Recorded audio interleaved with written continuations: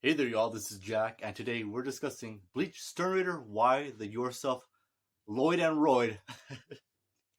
Gonna be a short video, I know, but we'll talk about them and essentially what we can talk about them, to be honest. So yeah, before I jump into their character analysis, let me know what your guys' favorite moments between the two brothers.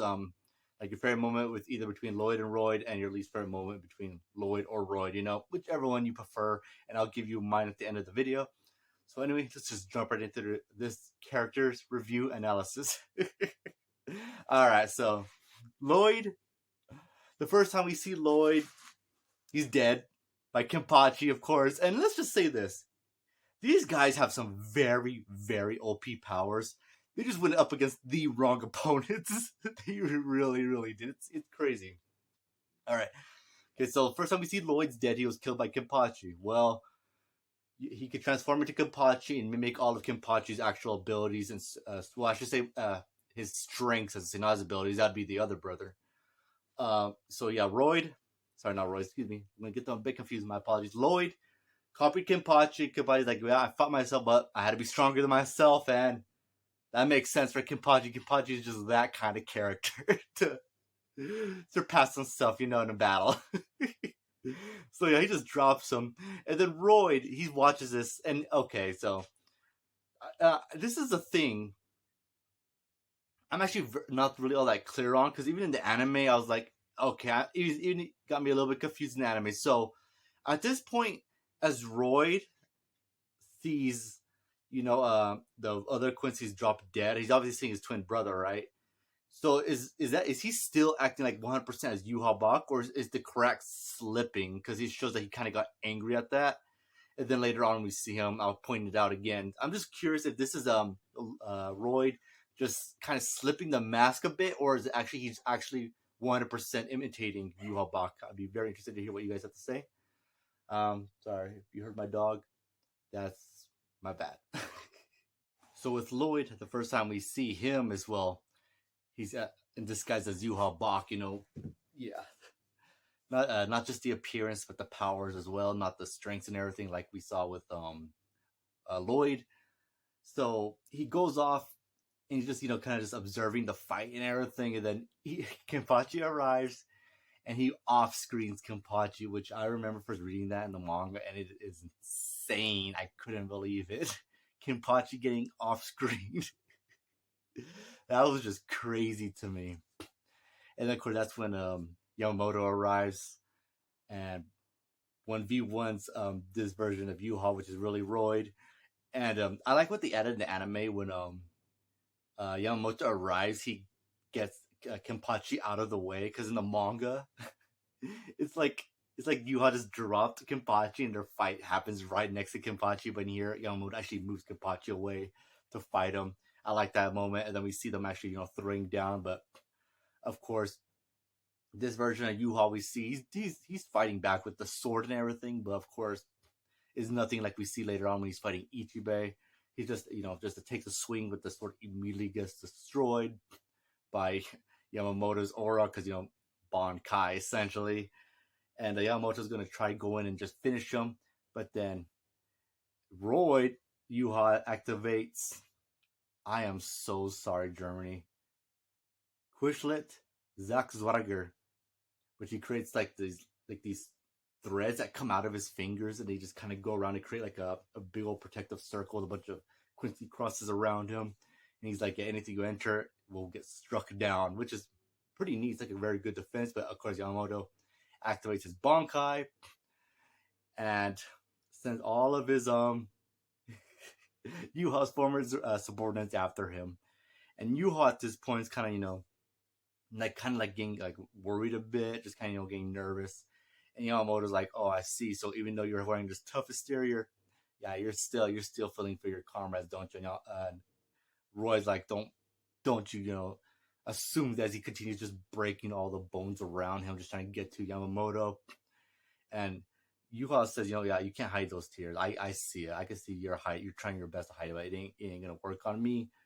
So again, is this Lloyd Sorry, excuse me, is this Royd perfectly imitating U-Haul, or is the cracks just breaking through at this point? I'm still unclear, to be honest. I'm not sure 100%. If I had a guess, if I honestly had a guess, I would say probably the cracks are slipping, just because, so that way, it could show that because the real U-Haul is just a complete brute, right? He's brutal, but back in the day, 1,000 years ago, he was much chill. Like he really was a much chill guy. Like he didn't just murder his subordinates like that. Like he does. Well, when he does it now, it's more like the wrong cars and the lesser Quincy's. But back then, he still didn't do that really.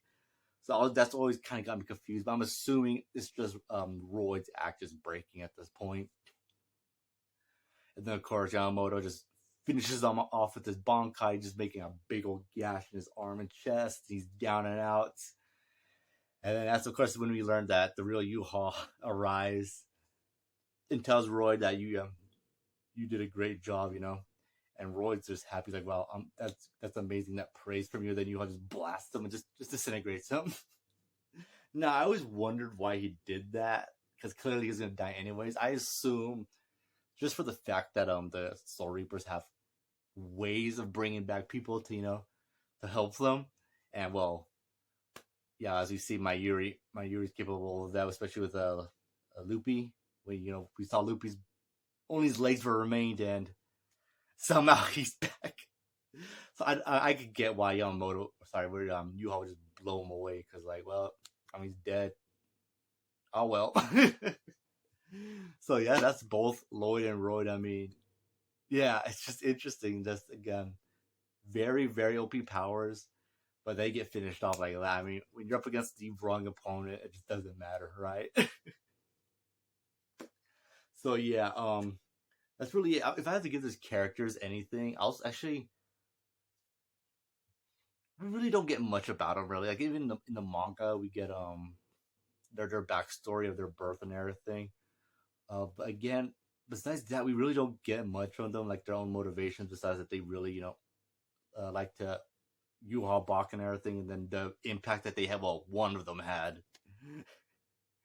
No one got off screened, and Royd, fought. He pushed Yamamoto to use Bankai, but did he really need Bankai to kill Royd? Not really. He was just trying to, just crush him, to crush the Quincy spirit. And I mean, if it was the real U-Haul, I mean, probably there's a chance.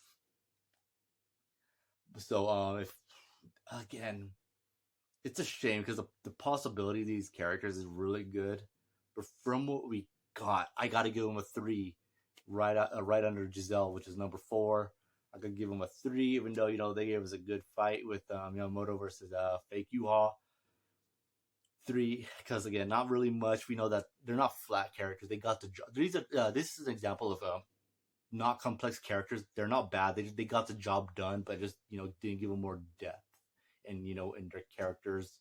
All we really knew was just a little bit about their backstory, and that they were very very devoted to a U-Haul Bach, which I mean all the Quincy's are, to be fair. So yeah, again, not unfortunately 3 out of 10, but they had a lot of potential. I would say definitely a lot more than Giselle, but that's the way the story goes, right? So okay, let me say my favorite and least favorite between as with the brothers.